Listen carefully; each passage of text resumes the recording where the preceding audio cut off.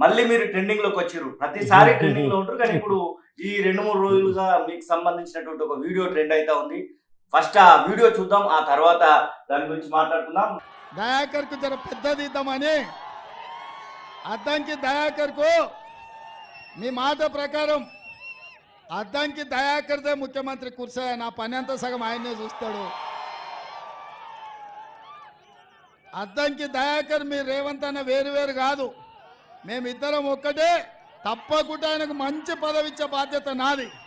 అన్న వీడియో మీరు ఆల్రెడీ మీ పక్కనే ఉండి రేవంత్ రెడ్డి మాట్లాడినటువంటి మాటలు, ముఖ్యమంత్రిని నేను కాదు, నేను చేయాల్సినటువంటి పనులన్నీ కూడా అద్దంకి దయాకర్తో చేపిస్తున్నాను, సగం ముఖ్యమంత్రి అద్దంకి దయాకరే, దయాకర్కు ఒక పెద్ద పదవి ఇవ్వడానికి నేను సిద్ధంగా ఉన్నాను అంటూ రేవంత్ రెడ్డి చేసినటువంటి వ్యాఖ్యలు అయితే ఇప్పుడు సోషల్ మీడియాలో బాగా వైరల్ అవుతున్నాయి. ముఖ్యంగా మీ అభిమానులకి, కాంగ్రెస్ పార్టీలో మీకున్నటువంటి ఫాలోవర్స్కి అయితే ఒక తీపి కౌరుగానే కనబడతా ఉంది. అసలు సందర్భం ఏంటి? ఆ మాట చెప్పాల్సినటువంటి అవసరం ఏమొచ్చింది రేవంత్ రెడ్డి? అది ముఖ్యమంత్రి గారి యొక్క commitment towards to the cadre. Cadre అంటే ఎవరైనా పని చేసిన వాళ్ళ పట్ల తనకు కమిట్మెంట్ ఉంటుంది అంటే అది సంకేతం.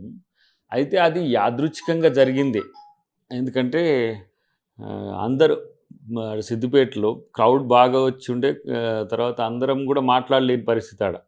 ఎందుకంటే peoples are awaiting for CM message. బాగా టెంపో ఉంది పరిస్థితిలో. అప్పుడు నేను ఇక్కడ మాట్లాడడం అనేది సాధ్యం కాదనే పరిస్థితుల్లో కూల్గా ఉన్నాం. అయితే కింది నుంచి జనం ఇక సిద్దిపేట అంటే ఇక తెలంగాణ మొత్తంలో కొంత దయాకర్ అంటే అది మూమెంట్ ఉంటుంది. అది మూమెంట్ ప్లేస్ కాబట్టి ఇంకెక్కువ అందరు కూడా ఉండే. అందరికి చెప్తున్న క్రమంలో అన్నాడు మనోళ్ళు, మరి దయాకర్ అని ఏం చేస్తారు అన్నప్పుడు అది వారు స్పాంటేనియస్గా స్పందించిన తీరు. అది పెద్ద పదవా, చిన్న పదవా, లేకపోతే తనకు అనుకూలంగా పనిచేసే అంటే ముఖ్యమంత్రి గారు చేసే పదవా, ఇదంతా కూడా దయాకర్గా నేను ఎప్పుడు ఆలోచించలే. అది వారికి మైండ్లో ఉండొచ్చు.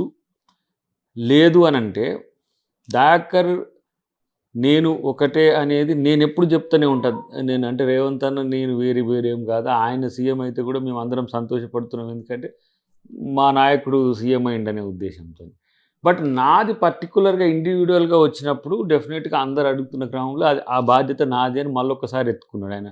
మీడియా మిత్రులు అడిగినా, ప్రజలు అడిగినా, ఎవరు అడిగినా కూడా నా పట్ల కమిట్మెంట్ ఉన్నది అని చెప్పడం ఒకటి. రెండోది ఏంటంటే అందరూ చాలామందికి ఏంటంటే ఇన్ని రోజులు అయ్యేసరికి దయాకర్కి ఏం చేయరేమో అంటే ఇక నీకు మీరన్న ఏంటిది అది ట్రెండింగ్ నుంచి పక్కకు పోతున్న టైంలో అంతా ఇట్లా వస్తున్నది.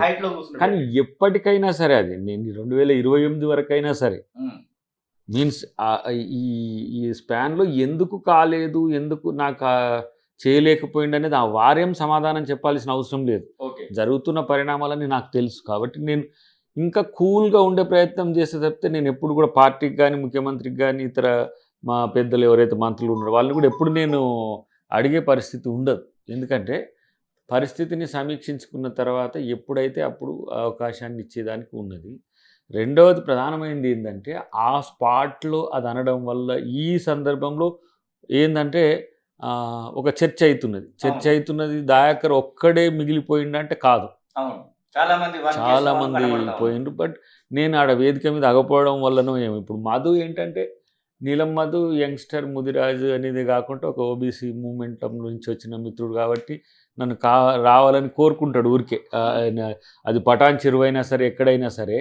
ఆ పరిస్థితిని నేను గమనించిన తర్వాత రెండో మీటింగ్కి పోయిన క్రమంలో అక్కడ మాట్లాడకపోవడం ఒక ఎత్తు అయితే, సీఎం గారి యొక్క ఏమంటారు మన ఎవరు స్టాఫ్ మొత్తం కూడా కుత్బుల్లాపూర్ పోవాలి, ఇంకో మీటింగ్ మల్కాజ్గిరి ఉంది, 2 మీటింగ్స్ ఉన్నాయి. మనకు ఆసిఫాబాద్ కొంత లేట్ అయింది.